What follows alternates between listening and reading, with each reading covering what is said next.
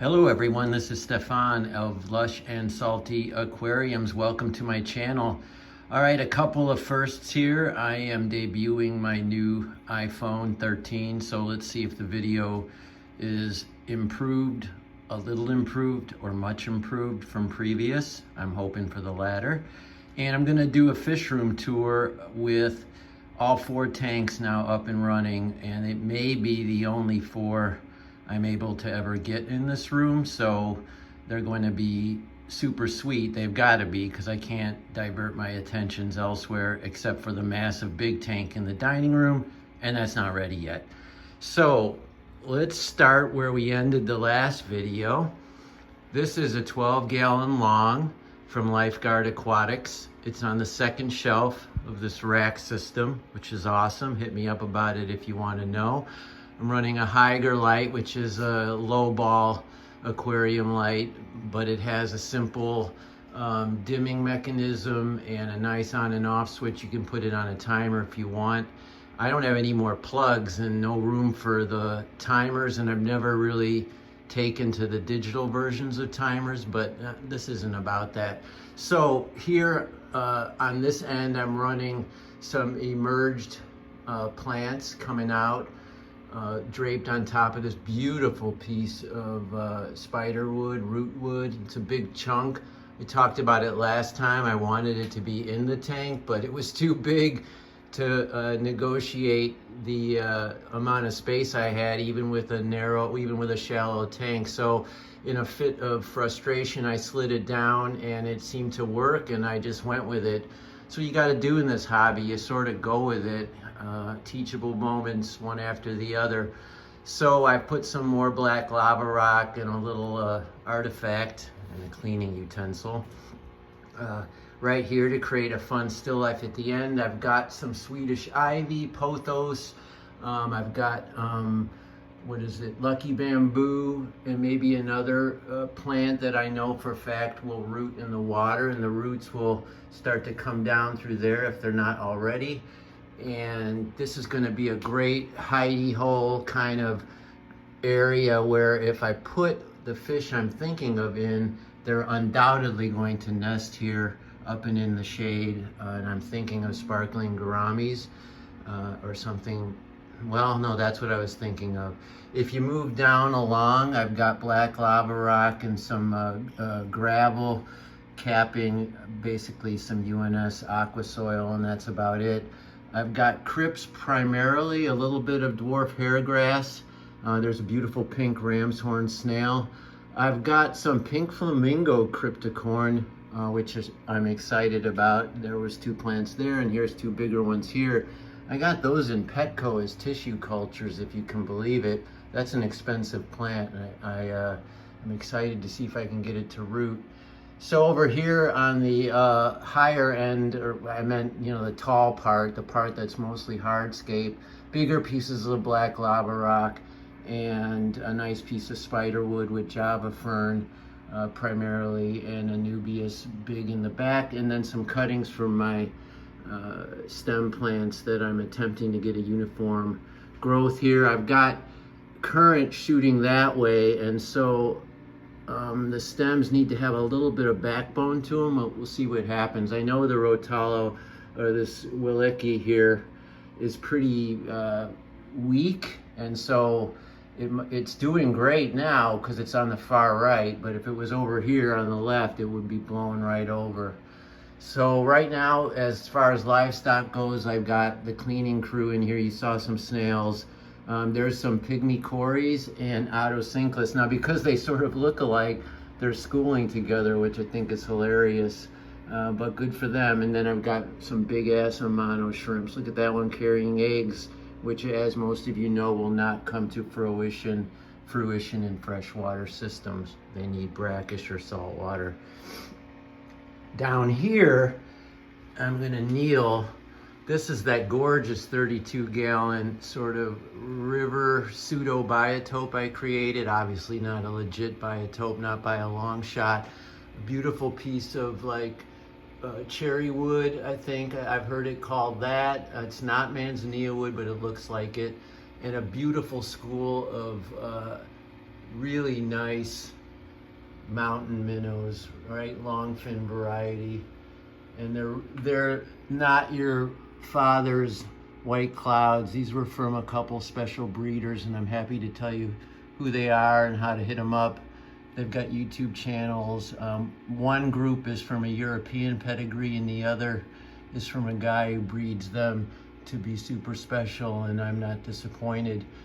You know, I have Dragonstone creating this beautiful orange brown thing which picks up the UNS aqua soil in that color. There's some cuttings back here in front, again me violating the rule of putting stem plants in the back. I've got a group there in front, it looks terrific, and here's one stem just looking bodacious right there. I love how the reds are picking up the brownish red tinge, even orange from the rest of the tank. This ground is all Sterigen repens now. I took out the dwarf hairgrass. It was just collecting filamentous algae and kind of bumming my head. I've got a little bit of that feathery willecki right here. I could always pull it if it doesn't take, but it's taking. And then where there's less light, I'm getting less optimal growth for some more stems that I just put haphazardly back there.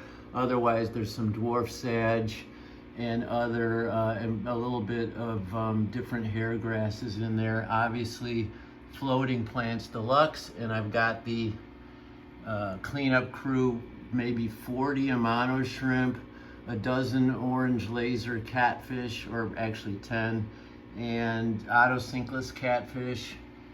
I'm not sure if they're a catfish, but Autosynclus. And what else do I have in here? Some snails, although I just did a video about a couple that perished on the lily pipe, and it was in this tank actually. So the only snails I have in here are ram's horns, and I don't think they're big and fleshy enough to get in trouble that way. I gotta remember this is a fish room tour, so I'm gonna zap over to this beautiful high, 20-gallon high, so it's actually 22, 23 gallons from ADA. I forget what the letter is on it. It's their 20H, but it's called like a 60H, I think. And then I've got their light there, that's a twin star, which is usually sold with ADA equipment. They're sort of brothers and fraternal brother and sister. I have the Archaea lighting hanging system, and it's I thought maybe it might rattle and hum, but it's been doing great. But the star is this. Maybe it's my favorite aquascape in the whole fish room. Those are SB rasboras, but look at that planted growth. I mean, it's lush. You don't know quite where to look, so it violates certain, you know, dyed-in-the-wool aquascaping tenants, but I don't care. It's a jungle tank, but with organization. So there's stems in the back, floating on top. There is a small carpet. There's my lone AR plant, that red one, and some green and brown crypts are dotting the sides. And these two big bushes are Blixa japonica, right? And some Sterigen repens on either side. So there's organization, there's symmetry, and then there's this gorgeous double piece of driftwood. And I originally called this the Game of Thrones, or the throne tank, because it looked just like a throne before all the plants took over. And of course I have my favorite Hygrophila pintafata. That's the stem there. That's also in this little pot here that I just threw a couple stems in here, as well as a couple stems from cuttings. And they've always grown in those little pots, and then I just have trouble finding a place to put them. Cirrus stone is the rock I used, and there's of course the CO2 system coming from a large canister here. And then if you beg my pardon here with the moving around, there's an Oase canister, thermobiomaster. It's got the heater built in. I'm also running that on this tank. Everybody loves those filters, and so do I. All right, snap into the fourth and final. This is a Oase Cinescaper, true 20-gallon, maybe it's 19.8 actually, and I just gave it a heavy trim a couple days ago because it was really jungly and it's already starting to kind of get shaggy after just a few days, but no algae, not really. Beautiful mosses, the Hygrophila pentaphyta, and my most luxurious carpet of dwarf hairgrass, and then crypts on either side. I'm using dragonstone in here as well, and spiderwood, and then the stems, as per tradition, are in back. There's some Rotala Hara or H-Ra, and I have, it might be the same thing. I had 4 different stems growing across, but that seemed to be doing the best in here. And I have a thicker stem plant here, but this one is a little hit or miss. It looks great, and it's just not as bushy as the other 2.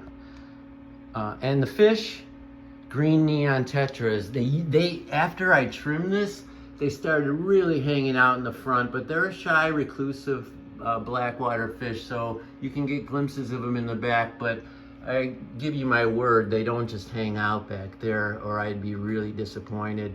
They're out in front. I've got the cleanup crew like in all the others, and I might be putting some blue dream shrimp in here because it would pick up the blues from the green neon tetras, or the blue-green from those tetras. Right now it just looks like a garden.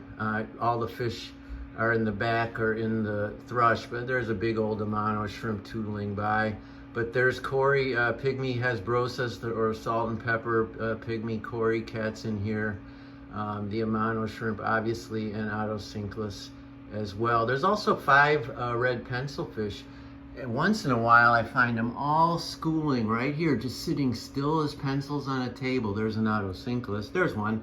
That's a pencilfish.